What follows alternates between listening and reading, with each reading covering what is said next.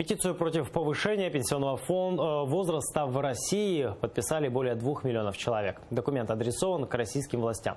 Петиция размещена на сайте Конфедерации труда России. Эта организация является вторым по численности общероссийским профсоюзным объединением. Представители профсоюзов заявляют, что при повышении пенсионного возраста значительная часть российских граждан не доживет до пенсии.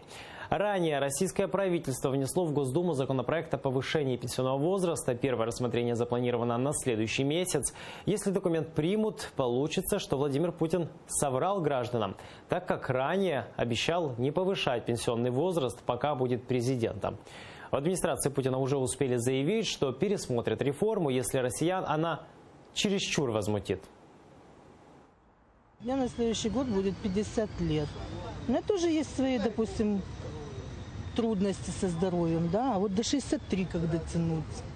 А я так думаю, что все делается на вымирание. Плохо, очень плохо, очень даже плохо.